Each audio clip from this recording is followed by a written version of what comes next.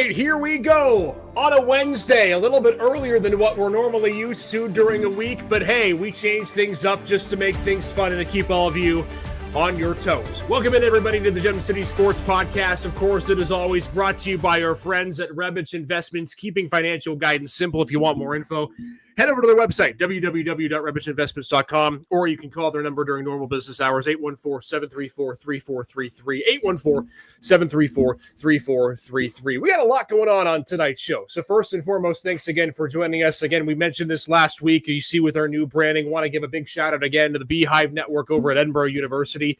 They're looking for people to start their next project with. So make sure to give them a call today and give them a little bit of your business in pub, because the students over there do a great job with making sure that your business looks and sounds the best that it can be.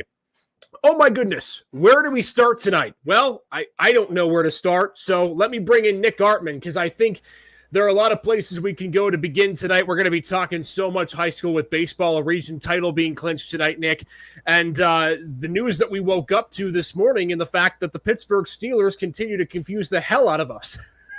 Man, listen, I was just waking up. I'm just trying to get going. The kids are waking up for school, and it's like Pickens has been traded. Pickens has been traded? What are we doing here? And yeah, it was a usually I'm a slow morning type person. I like to take my time. I like to wake up. I like to get the coffee going, and I feel like I hit the ground running this morning. So still kind of unpacking that a little bit. But yeah, I mean, you got the Cavs down 2-0. Mm-hmm. We got baseball wrapping up. Regions are starting to close up already. Man, so much stuff to get into. Excited for another Wednesday night. Well, a new Wednesday night, I guess I should say. I was going to say, we're excited too. We're going to be starting to stream on Wednesday nights now, moving from Thursdays during the summer. So stay tuned for all of our fun content. Got so much going on. Again, a new member of our team we're going to be debuting here in just a couple of weeks. Excited to showcase some of what we're doing to help grow our network and so much more. Let us know down in the comments what you like to hear about tonight, whether your reaction to the Pickens trade is a thumbs up, thumbs down, thumbs sideways, like one of us here on the panel, or whether you think the Cavs can come back down 2-0, because one of us on here certainly believes that they can't. We're going to get into that in just a second, Nick. But I wanted to start with baseball. I thought it was only appropriate because we actually got a nice warm weather day today. Beautiful. After what has been a couple of weeks of rain and still some wind and cold weather. And talk about these region races. We're going to have on Randy Durkowski of Mercyhurst Prep Baseball in a couple of minutes, but I want to start in Region 5. Big shout out to Fairview tonight, who 10-run Northeast en route to another Region 5 championship. They have, for the better part of a decade, really dominated their region. And now for head coach Joe Spinelli and this Tiger team, I'll tell you what, Fairview, to me, had always been noted as this basketball school, right? Their boys and girls basketball team under Pat Flaherty, under Aaron Garrity, are superpowers. But tell you what, you look at the way their baseball team's been performing. They continue to stay undefeated in the region. And Nick, they've done this year in, year out now with defense. They are one of the most fundamentally sound defensive and pitching teams this season. And again, it's showing. The offense was big today, but I'll tell you what, they're very hard to score against. Well, and I think baseball is one of those sports where defense can win you championships still. We talk about that a lot in football, and we're saying, defense wins championships, but then you're seeing the offensive turnovers. Obviously you want defense in the NBA, but if you got a guy putting up 40 points a game, they're going to generally win out. Hockey is the same way. Defense, goalies are great, but if you can score on those power plays. So baseball is unique still, where if you can run a shutdown, lockdown defense, that's a tough. The best hitters can't hit against that, and I think I'm still new to the area as we're unpacking the district, but I can see what you're saying with Fairview, and they play that defensive mind game well. Yeah, and they're going to be a big test in Class 3A this season for Joe Spinelli and the Tigers. They're sitting now, again, still undefeated in the region, and we just see the cream still rising to the top of the crop. You talk about Region 6 as well, Nick, and one of the things that I think we're going to talk a lot about tonight with our guests in just a couple of minutes is just how good the teams at the top of the region have become. Region 4, of course, is that, but Region 6 continues to heat up. General McLean beat Cathedral Prep for a second time this season. They now sit 8-1 of the region. McDowell sitting at 9-1 of the region, and we got a big game coming up in a week between GM and McDowell that will likely decide this region. It is I'm just going to put it out here. It is a damn shame that some of the teams that we are featuring and talking about are not facing each other in the district playoffs. Sure. And I've been saying this for a long time now. I understand that you have parameters and criteria that you have to put around teams, whether it's enrollment size, the success of how your program has done the last couple of years. But to be able to get to see some of these teams compete against each other in postseason would be such a godsend for the sports fan and the District 10 fan in me, to be able to see teams like GM and McDowell play in the District 10 playoffs. Sure. And Cathedral Prep playing the District 10 playoffs, or heck, even this year with Fairview and Mercyhurst Prep, who won't get a chance to do it, but great battles in the past. I just think there's a lot, especially, I don't even want to call it the football season, winter and spring season, that you're missing out on.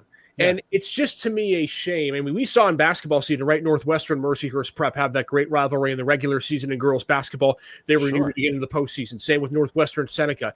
And I think in the spring, it's unfortunate because there are just some of those rivalries that you see budding in Region 4, 5, 6 that you're not necessarily going to get to see in the playoffs. And it would be just nice to get to see. But it's great to see these region battles. And again, it really means a lot, especially for teams like General McLean and Cathedral Prep, who are not in the same classification as McDowell, but still yet have that opportunity to be able to say they're region champs over a big school. Now, I know you're a GM grad, but if you're looking at McDowell sitting at 11-3, GM's 10-2, Prep is 10-5, who's your favorite coming out of Region 6 right now? I think it has to be McDowell. I no question. And I think General McLean is still a really young team, if you can crazy believe that enough. They still have a lot of young talent. I just think when you look at McDowell, they can beat you in multiple ways. They have the pitching. That was evident from earlier in the season. And I also think the thing with McDowell is they have, and from what I have seen, the depth at the bottom of their lineup has gotten a lot better. Sure. They were a team that at the end of last season were reliant on 3 or 4 hitters to be able to get them through when they got into the state tournament, and they started to try to grind against those teams from outside of the Erie area that have depth at the bottom of their lineup. Now you're starting to see they can hit more 1 through 9. Now, will it continue? I don't know. And keep in mind, McDowell's got no cupcakes on the rest of their schedule. They've got Meadville, Fort LaBeouf, which are winnable games, and then Cathedral Prep they got to play coming up on, I believe tomorrow the game is scheduled for. Yeah. That's a 6:30 start. That's going to be an exciting one. McDowell, I believe, hosts that game if I see that right on the schedule. And then you got a couple of games with a team out of New York of St. Joe's that you've, I believe, too, had a chance to play sometimes in football as well. General McLean's part of that schedule as well. So I would still take McDowell. I don't think General McLean is that far off. The thing that would concern me for GM is once they get past Kellen Shelton, I don't know if there's a guy on that roster that can slow down all 9 hitters of McDowell's offense. So I would probably take McDowell. But I think General McLean has clearly, I think if you look in tiers, if McDowell is here, you have General McLean just below them. And then I think with respect to Prep, there is a drop-off. Yeah. And I think you've clearly seen that GM and McDowell are the top 2 teams in the region. And, again, keep in mind too, Nick, we're assuming that these 2 teams, McDowell and GM, win out till they play each other next week. Cathedral Prep has always given McDowell problems. Sure. They have always, regardless of what the team's status or whatnot are. And remember, McDowell Prep played back on April 25th. It wasn't close. Prep completely smothered them in an 8-1 game. So General McLean could have the benefit of sharing a region championship and not having to beat McDowell. That's fair. I mean, I think anytime you put a McDowell v Prep game, it's going to be close. It's going to be crazy. It's going to be a battle. It's like any, doesn't matter. Pick an AFC North backup or matchup, and it's going to be a tight one. But I do think that Wednesday, May 14th game against GM at McDowell, I think is going to be probably the deciding factor of that region. I think it's going to be such a close game. I agree with you. I think McDowell has the edge, especially in the pitching. And GM, and that's not to discredit anything that GM is doing. They actually, I think, have a better defense, have a better depth. But, it just depends on who's starting that game for McDowell. Yeah, remember, keep in mind, pitch count rules still apply in high school. So you'd like to think, even with Prep tomorrow, that McDowell will have all their guys back. And remember, GM, they still have to play some games, but that's the game you'll be looking at. So we hope it's a matchup of aces when the 2 teams meet up next week. And stay tuned because we're going to be talking a lot about that game coming up next week. All right, we're talking a lot about this team too. We have glossed over for a couple of minutes Region 4, but that's because it's the crux of what we want to get into tonight. What if I told you that there was a baseball team in District 10 on a 4-game winning streak, and that in the span of that 4-game winning streak, they have outscored their opponents, Nick, get ready for it, because this number is pretty ridiculous. 79-1 has been the score over the last 4 games for the Mercyhurst Prep boys baseball team, a squad that is almost letter perfect. They have not lost to a team in the state of Pennsylvania, and they are rolling in what looks to be a really great opportunity for another region title and another long playoff run. And their head coach, all the way back from Eisenhower tonight, who had to make the drive out to Russell and back into Erie, Randy Durkowski. Coach, it's so great to see you here, and appreciate you joining us in what's been a busy day, and I know one of the furthest drives you have to make all season. Well, I appreciate you having me, Isaac. Thank you very much.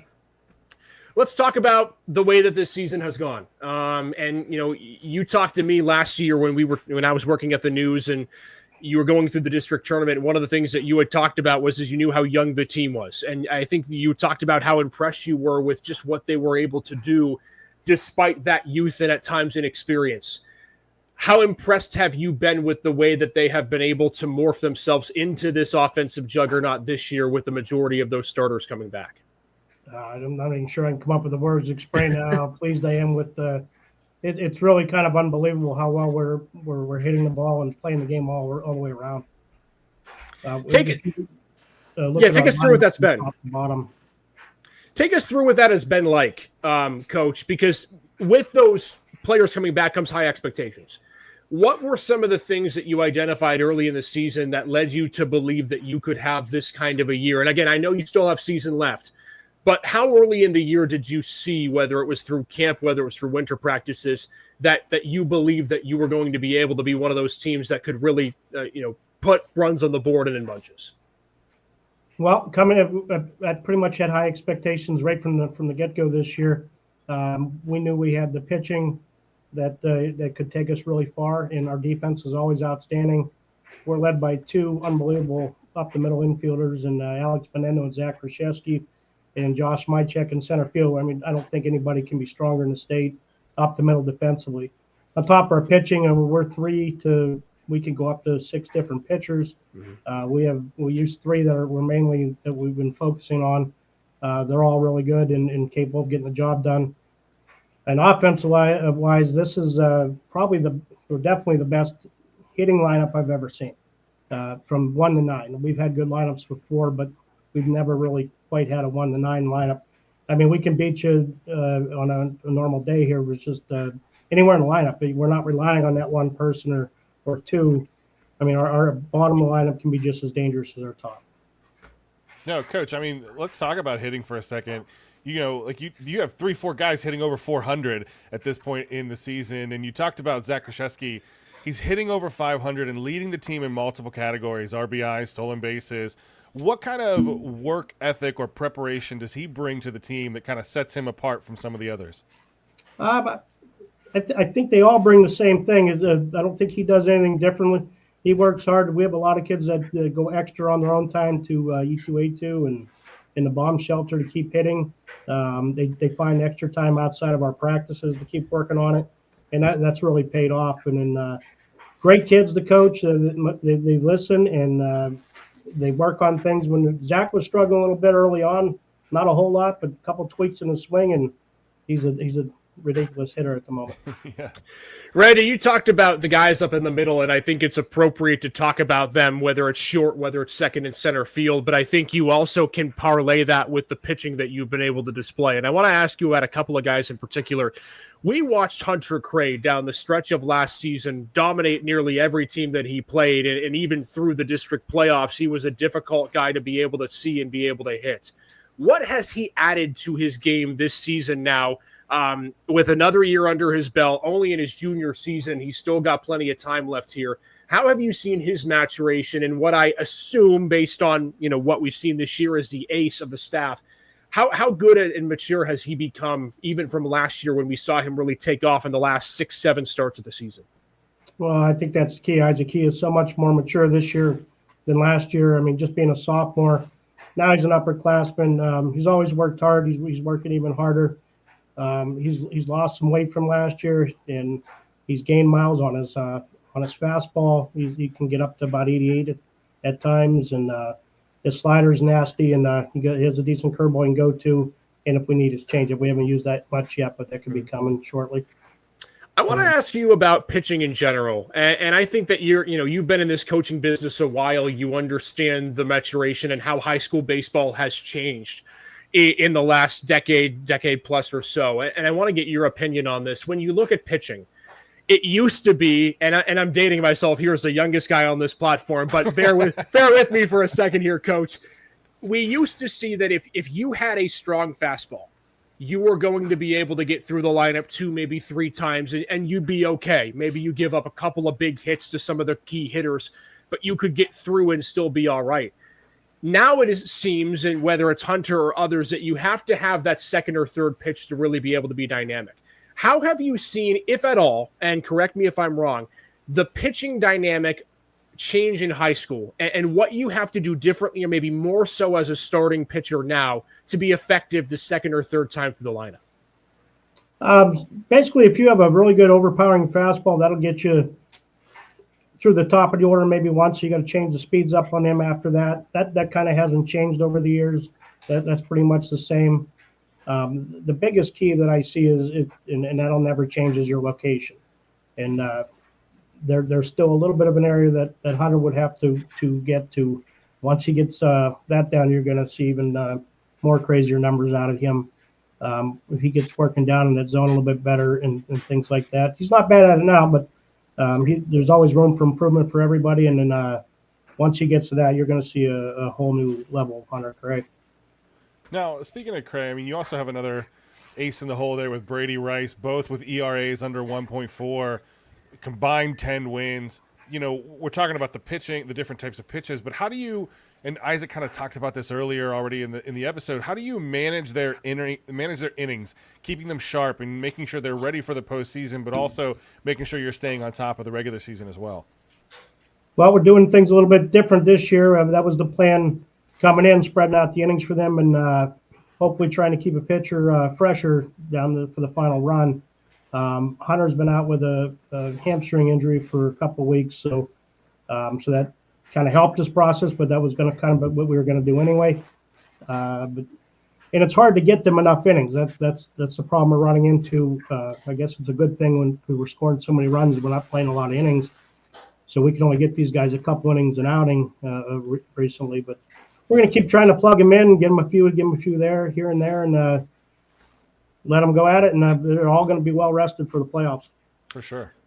When you view your lineup 1 to 9, Coach, and we were just talking about this before you came on the show with a couple of other teams in District 10 who have that depth of the lineup, what has been the key to achieving that? You know, I know having a lot of guys come back helps, but has it been something that, you know, top of the order has been able to work with the bottom of the order? Is it something you see in practice? How have some of those hitters, maybe 6 through 9, been able to adjust their approach so that now they're contributing just as much as some of the guys that you see 1 through 2, 3, and 4? Well, that's an easy one there. It's all about plate discipline and then going the other way. Our teams in the past have always tried to pull the ball a lot and not moving runners, and you're supposed to move runners and go the other way against a hard thrower, even the slower throwers. This team's doing it better than I've ever seen, and that's propelled us to an excellent lineup. Got a few games left on your schedule, Coach. Talking with Randy Durkowski, head coach of Mercyhurst Prep Baseball, 15-1 undefeated right now in Region 4 as they go down the stretch of their games. You sit here now with a couple of games left in the regular season. Your next one on your docket in terms of region play is the big one. You've got Union City, the one team that's really behind you in the region. I want to look a little bit ahead, though, and talk playoffs, which I know you hate as a coach to do, but it's our job as the show to get there. You got a bunch of teams in Class 2A this year, a dozen to be exact. You've got, of course, Sagertown sitting there and a bunch of other, Sharpsville, so many teams that are really sitting there in powerhouse positions. When you look at the way the classifications kind of got adjusted and whatnot this year, take us through the depth of maybe what that field's going to bring and how the region you've played in, some of the games you've played maybe even outside the state of Pennsylvania this season can help you prepare for the playoffs that inevitably will be ahead in the coming weeks. Well, there's no doubt the games we played in Myrtle Beach especially were going to help us big time. We played 5 pretty quality teams down there, and almost came out of that 5-0. The 3 games that we played in the beginning of the season with Meadville, Grove City, and Fairview were also huge to the schedule. Those are all quality baseball teams, and we played well in all those games. And I think that's going to help us. We've been in a couple of close games, so it's not like we haven't seen that. We keep going the way we're going, we're going to be a really tough out. Mm-hmm. Coach, I don't want to give away any of your secrets, but as you approach this final stretch of the regular season, what are your biggest priorities in terms of fine-tuning this group for that postseason run? Well, I guess is keep everybody from getting injured and maintaining the philosophy of hitting, going the other way and doing the right things and not being a selfish hitter and trying to do too much. And they bought into that system so far, and it's really paid off. Yeah, I don't know. We've got, between the two of us here, Randy, we've got 5 kids. I don't know if you have the direct cell phone line for the health fairy, but we could use it. I'm not quite sure that we've been able to find that contact info yet. But for the most part, as you mentioned, you're staying as healthy as you can, besides a couple of minor bumps and bruises associated with play, as we'll talk about in a couple of minutes here. Coach, you've been doing this for a while, and I know you said off the top that you've been pleased. This is one of the most dynamic offenses that you've seen. How impressed have you been with the consistency of this program? We talk about a lot that there is, even in the last couple of years, there's been some parity. We've seen some programs that have traditionally not been powerhouses start rising to the top in various sports. This has been a team in Mercyhurst Prep that when you say baseball, they're one of the first names that comes to mind. How satisfying has it been being able to see this program continue to perform, even last year when you were young, this year now being able to take that next step? What's that been like for you to get to watch from inside the dugout? It's been a pleasure. It's awesome to watch these guys play and see them develop, putting all that hard work in all the time. I know everybody says that, but if you came to our practices, you could see how hard we work on everything, and we do a lot of defensive things. Took a little backseat to that this year, not as hard as in the past, but we got a lot of gold glovers that we don't need to do it as much as we used to. Everybody's pretty much at the top of their game when it comes to that, so we're doing more reps for that, hopefully to save on any nagging injuries or anything like that to go too hard. We're basically banking on our the way we've been hitting, and we know we have the good pitching and a great defense. As far as the program goes, I couldn't be more proud of how it's been for whatever it's been, 30 years or whatever. You think going in, this is the year they might get us, and the teams just keep stepping up and keep performing. Last thing I want to ask you, Coach, before we let you go, and this is more on a broad spectrum. You had dictated and notated a couple of outside opportunities for players to be able to play on travel teams, bomb shelter, whatever you want to mention. And we've seen in Erie the growth of this game just explode, whether it be with independent baseball programs, whether it be practice facilities, things of that nature. How much has the talent level and the depth of baseball in District 10 grown since you've been around and invested in it? And how pleasing is that to see for you, just from a baseball coach perspective, to see that now we're sitting at a point where late in the season, you've got 4 or 5 regions that are, 4, 5, 6 teams deep and likely will be for the playoffs too. Well, I appreciate good baseball when I see it. There's nothing better than that. And, watch these other teams go out there and play. I still follow a lot of teams and see what they're doing, even though we're not going to play them. They're not in the region, but we may play them next year or something. So I'm always sneaking ahead to see who, scouting a little bit, if you will, and also watch them for their success. It's good to see the entire area program do well, all the teams. Well, Coach, it's been a pleasure to speak with you. I know it's been a busy day for you, but luckily it didn't take long to be able to get that victory today. Wishing you the best of luck in the rest of the season. It's been a really pleasure to get to see your program. Hopefully we get to make it out to a couple of games. And are you caught up on games? You don't have many to make up? Do I hear that right? We just have the one against Union City to make up, and we're on pace. Hard to believe with the way that this winter has been, but you'll take it. Hey, Coach, we appreciate you taking some time as always. Best of luck the rest of the way, and great to spend a few minutes with you. Thanks again. My pleasure. Thank you, Isaac. Take care, Coach. See you, Nick. That is head coach Randy Durkowski of Mercyhurst Prep Baseball joining us on the Gem City Sports Podcast Network. I still can't get over that stat. 79-1. I had to check it over. 15 plus 15 plus 31 plus 18. My math, I believe, is right. Exactly. It is scary to see how well that this team is playing, and in a good way too. And I think we knew coming in, just from my experience from last year and watching guys like Hunter Gray, Zach Krzyzewski, even a guy that we didn't mention, Ethan Ishimaro, who's been so good behind the plate now in his senior year, who has really taken off. I think you look at guys in that program and in programs at large in District 10. I think we talk about so many sports that have seen growth because of outside programs and abilities to be able to train. Baseball's at the top of that list. Oh, yeah. Because I think now we have so many great coaches and mentors around this area that it is very difficult to find a baseball team that doesn't have 2 or 3 bona fide studs that could play at any collegiate level, 1, 2, or 3, depending on where they're at in school.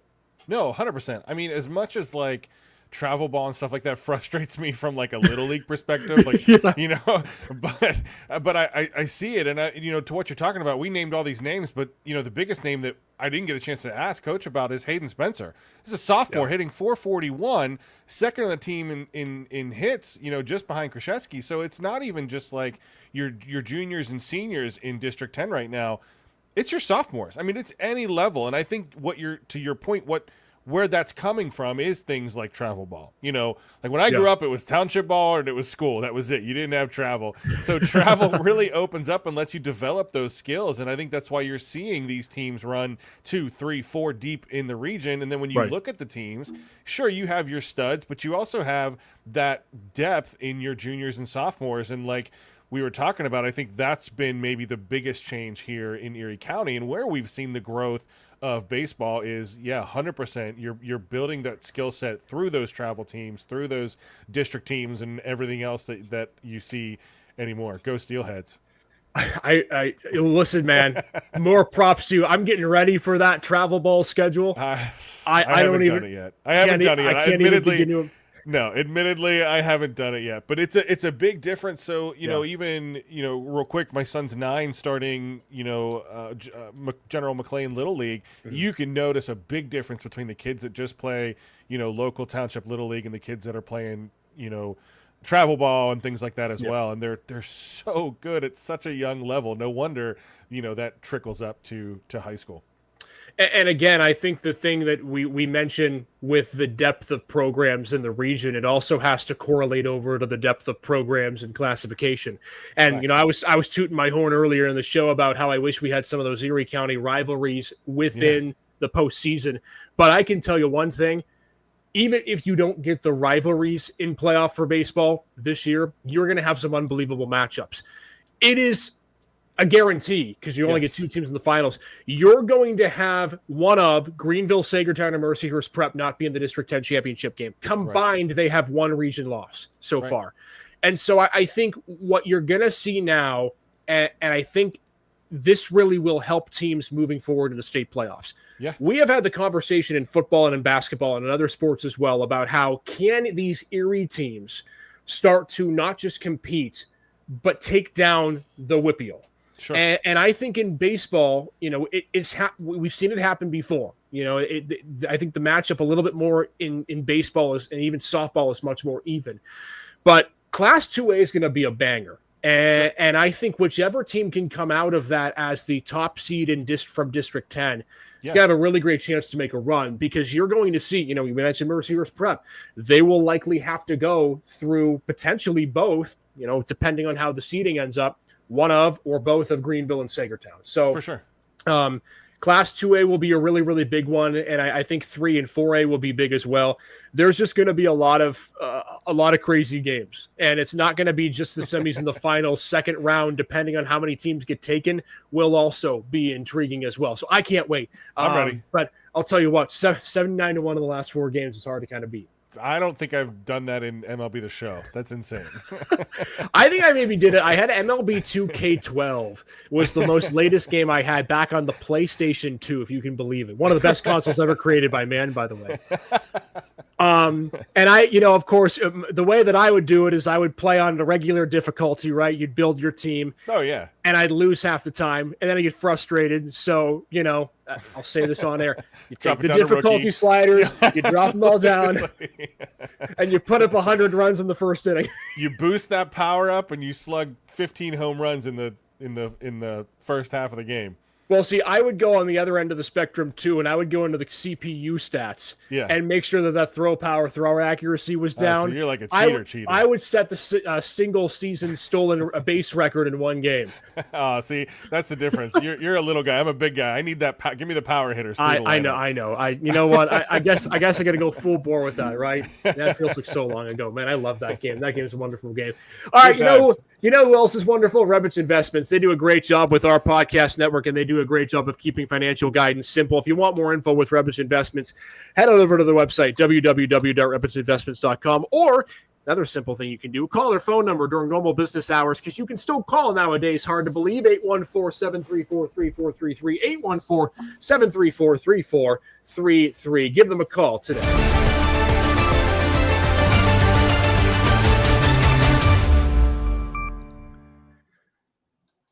We just have to be able to play that whenever we can. We love our new branding, and we love all the newness that the Beehive at Edinburgh and the Beehive Network here in Northwest Pennsylvania has done for us. And again, a special thanks to all of them for making this all possible and allowing us to have this beautiful new branding that you see on social media and digital media. Again, make sure to check them out today if you're a small business in our area and are looking to get a bit of an upgrade with your look and presentation. They do a phenomenal job. All right, Nick Artman, what time did you wake up this morning? Oh, 7 o'clock that alarm went off. 7 o'clock for you. I think I was up by 6:30. Typically when you're in May, you don't get a lot of NFL news. Right. Especially post-draft. Post-draft. Yeah. Everyone's kind of, the biggest stories are what numbers are people going to wear? Should players be taking legendary players' numbers? Mike Abdul Carter, I'm looking at you. You don't typically get news that your star wide receiver is being traded to a team that is always in the news but hadn't been for the last couple of weeks.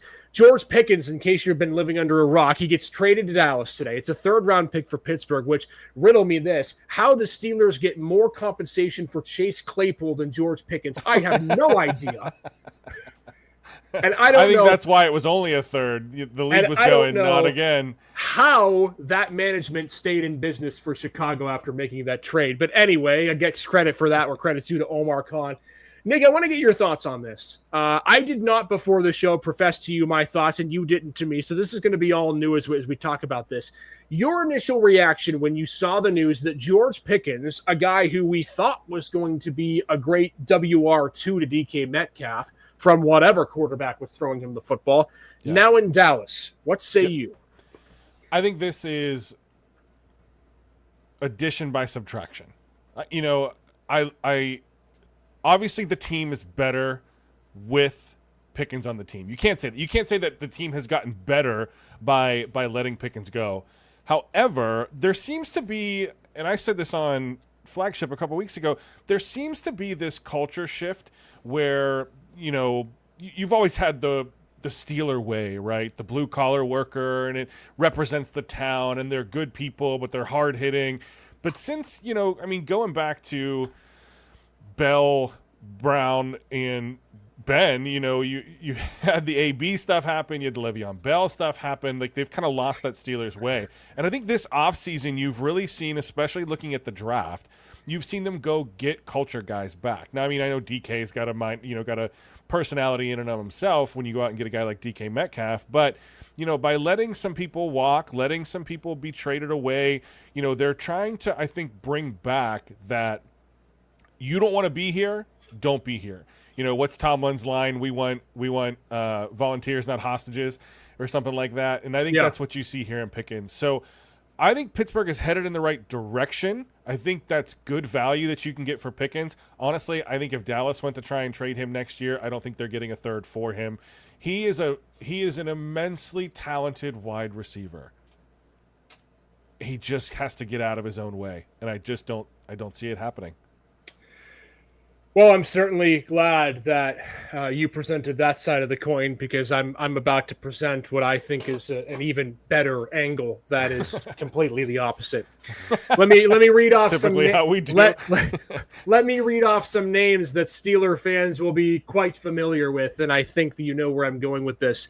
Antonio Brown, Juju Smith-Schuster, Yep. Deontay Johnson, Yep. Chase Claypool, Yep. Martavius Bryant. Yep.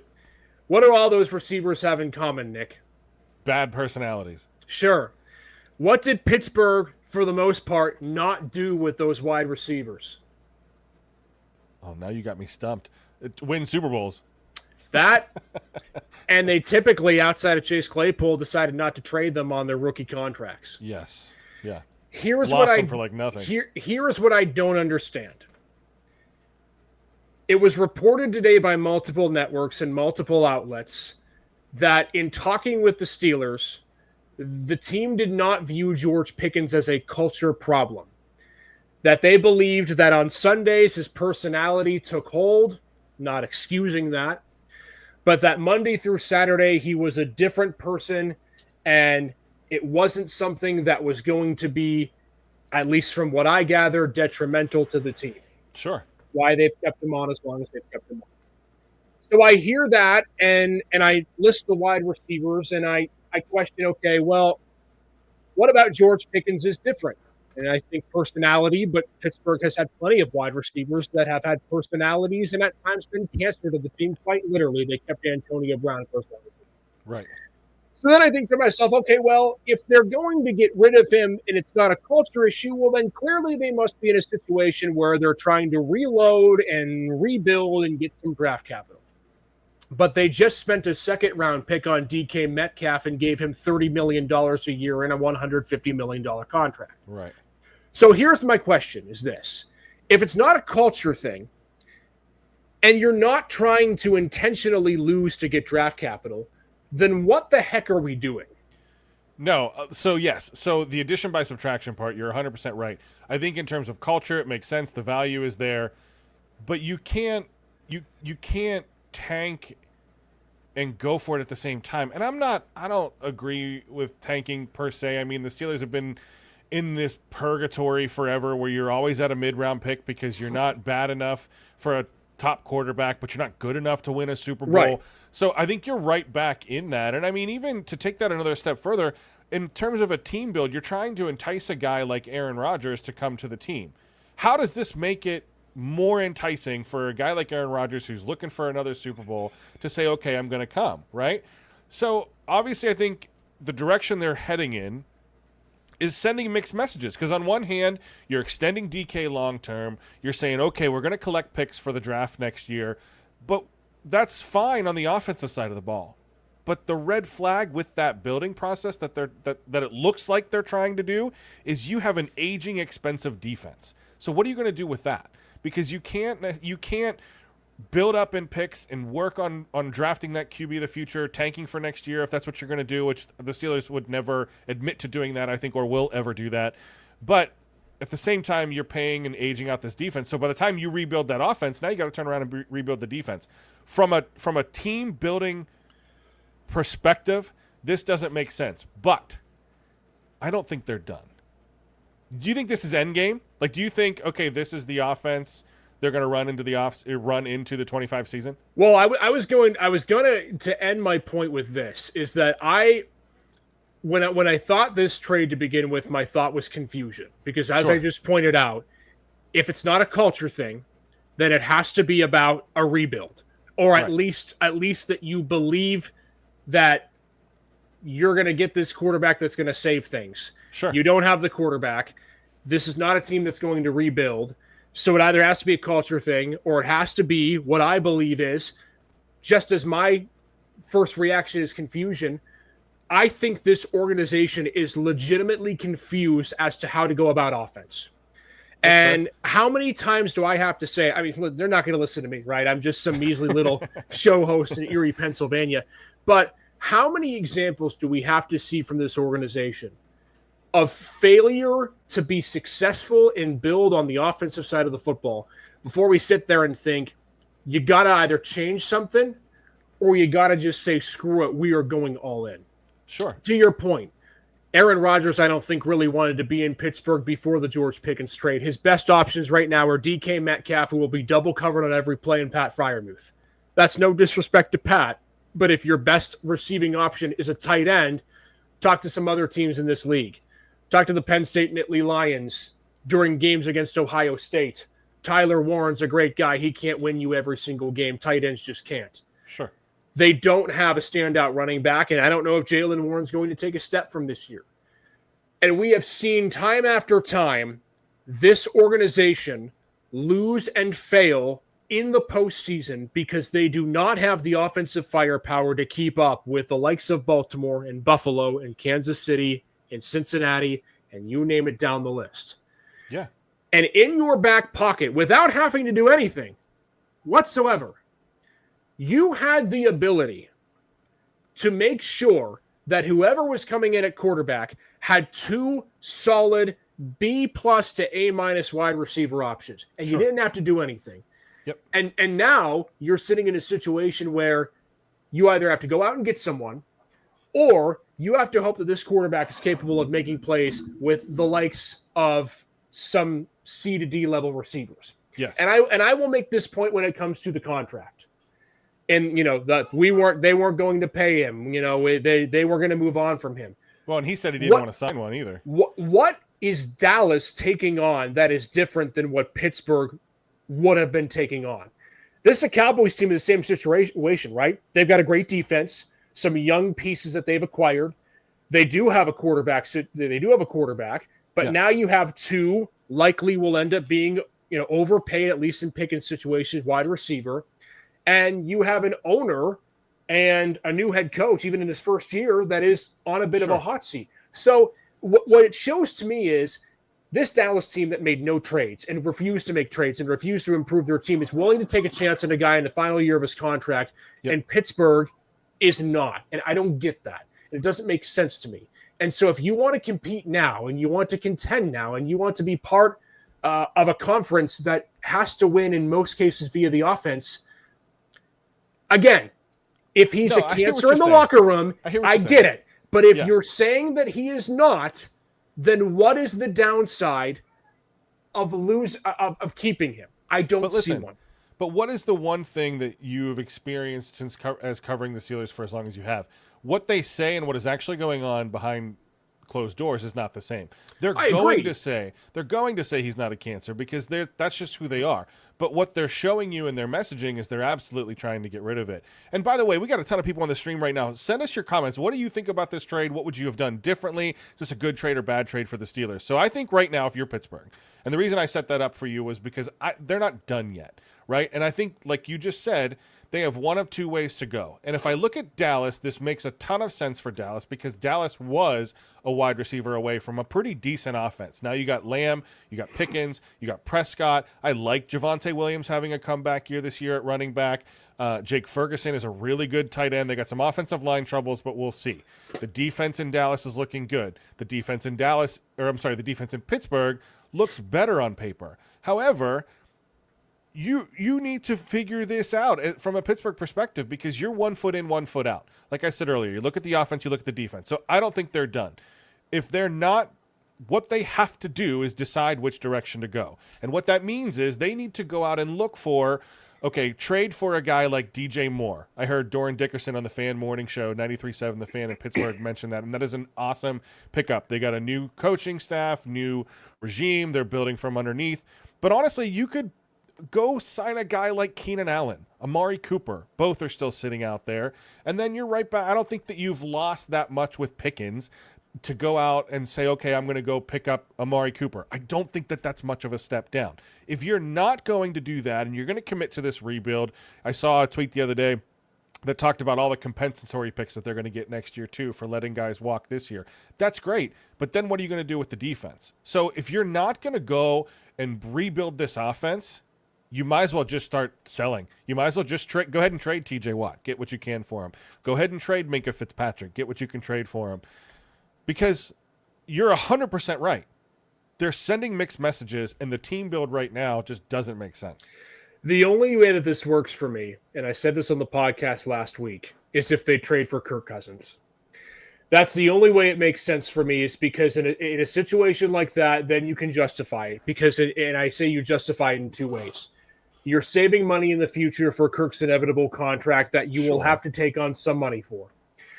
If you're talking about locker room culture, right, whether you want to put it out into the ether or not, you get rid of what was considered a bad locker room culture guy for the ultimate positive locker room culture guy in Kirk Cousins. And from a playing perspective, you can at least then say, in Arthur Smith's offense, we are going to play the way that Arthur has ran his offense, and that's with two tight ends running the football with power and going off of play action to find an open receiver or a tight end. And Kirk Cousins is a brilliant master at that because we know he can't run. It would make sense to me in that situation.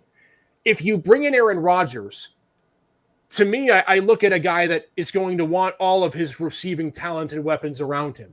And again, you talk culture, you might as well have George Pickens there because Aaron Rodgers isn't necessarily all rosy and floral when it comes to his demeanor on and off the field. I agree. If you stick with Mason Rudolph, you got to put as many weapons around him as you can. And if your idea is at some point to play Will Howard, well, you want to make sure that he has as many weapons there as well, even more so than Mason Rudolph. So the only way to me that this makes sense, and maybe I'm just pounding the table for it because I have been for the last few weeks, is if you trade for Kirk Cousins. Because then the offensive system makes sense. The money then makes a little bit more sense because you need to try to save some for down the road for his contract. Outside of that, it's back and forth, and we're in, but we're out, to your point.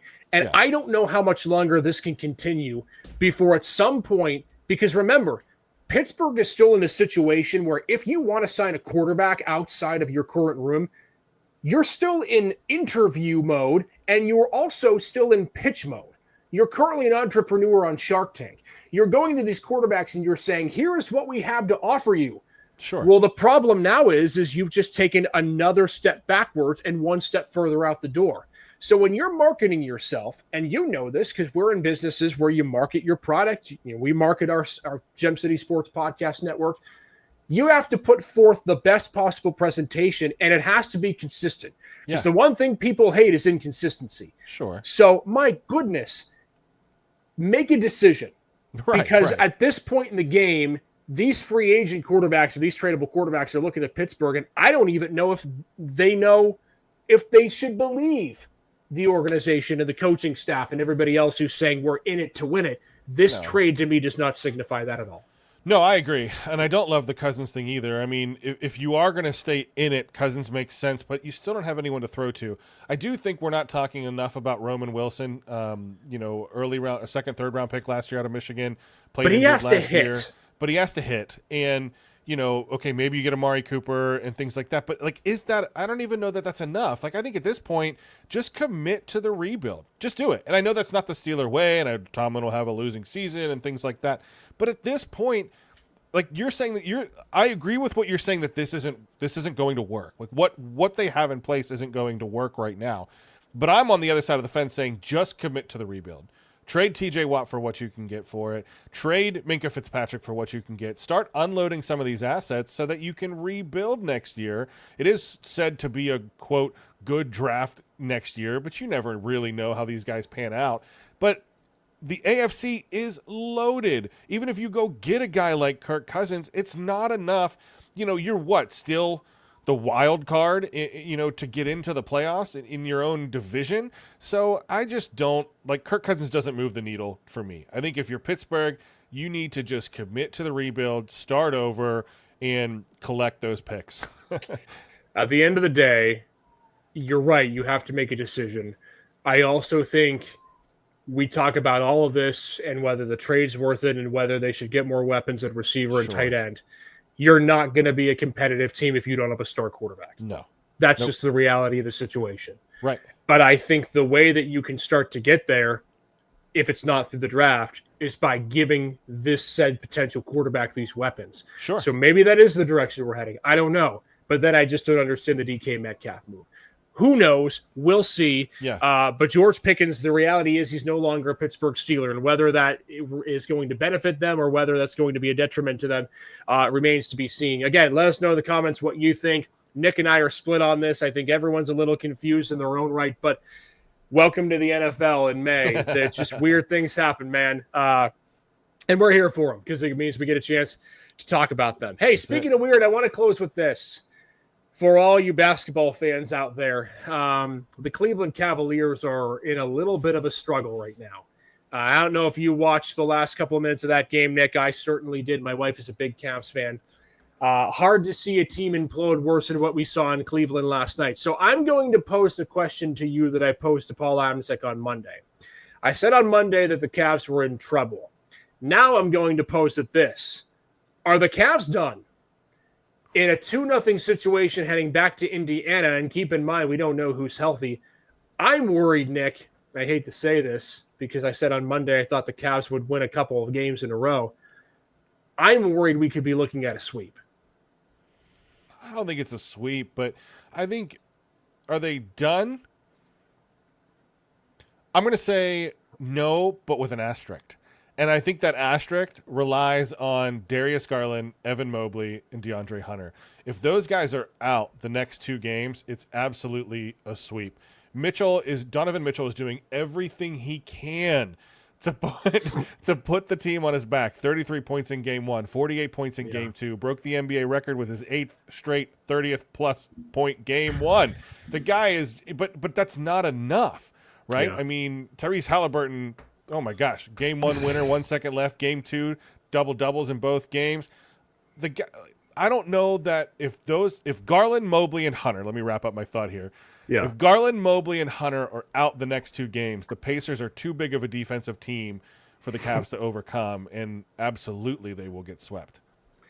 It's scary when you look at the way that these 2 games in the series have gone. And I think last night I looked and I thought early in the game, I said, okay, Cleveland's rectified their mistakes. I harped on this on Monday and I said, look, if Cleveland's going to want to win this series, they have to play better perimeter defense because Indiana is such a ball first movement team, right? Sure. It's quick passes. It's being aggressive. It's getting it from the point guard to the outside or, from low to high, high to low. They don't hang on to the basketball for long.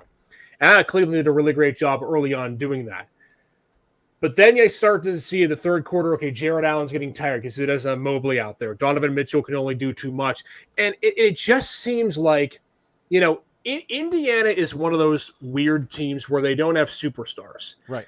And yet still, the way that they play the game of basketball, it doesn't necessarily yield them to needing superstars until the biggest of moments. And what did we see? Tyrese Halliburton, when it matters, made a really, really big shot with almost no time left. Right. The other thing that concerns me, Nick, is this, is that Cleveland, when it matters most, got crushed on the boards. They lost the overall rebounding game, but 2 critical offensive rebounds late in that game, one of them off of free throws, was enough to be the difference. And that, to me, we saw last year in the Boston series, that with Jared Allen out, they just could not control the glass. And now with Evan Mobley out, we're starting to see that it's somewhat similar. So I'll just say this.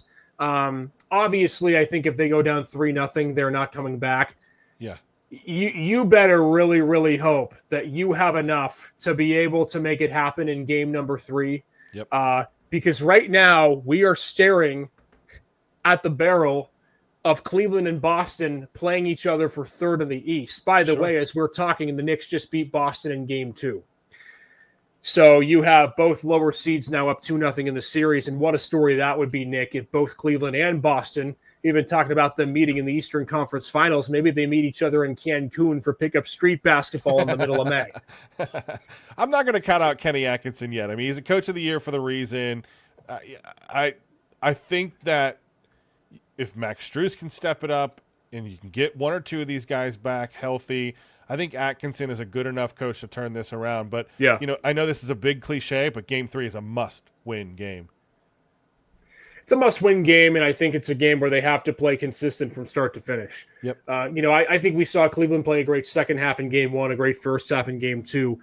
But that's going to have to become, and I know this again sounds cliche, you got to play 48 full minutes because Indiana, they just keep coming in swarms. They are like the Iowa Hawkeyes. They just swarm out onto the field, and in this case, the court, and they don't stop. So I am very curious to see how exactly this is going to pan out. I know so many of you are as well. So make sure to join us coming up on Monday because the series might be over by then. Game 3 coming up on Friday, Game 4 over the weekend. Hopefully it's not that. But, Nick, I'm curious to see what happens all this week between the Steelers, between the Cavs, and, of course, some high school baseball and softball because I got a feeling that when we get to our Flagship City Sports Talk on Monday at 9 o'clock, we're going to have a lot of new items to discuss. Oh, yeah, absolutely. And I won't be there, so you and Paul can have fun with all that, and I'll catch it up on the rebound. But no, there's going to be a lot of stuff to cover. You know, this is supposed to be the down year of football, and football's our lead at this point, which is, you know, never a bad thing for me. So looking forward to it. They call it the non-playing season for a reason. Yep, absolutely. We can't wait. Another few days of waiting, and then we're back in the chair Monday, 9 o'clock. Paul and I will take you there. Nick will be back on the show next week. Stay tuned. We've got some fun things in the works for some other shows we're working on as well. So stay tuned. Join us Monday. Thank you, everybody, for watching one of our most viewed episodes so far of the year. So we appreciate all of you joining us. You can follow us on social at GymCitySN on Instagram, X, Facebook, our YouTube page, wherever you get your podcast. On the flip side, everybody, thanks for being with us. Take care. Enjoy the rest of your Wednesday night.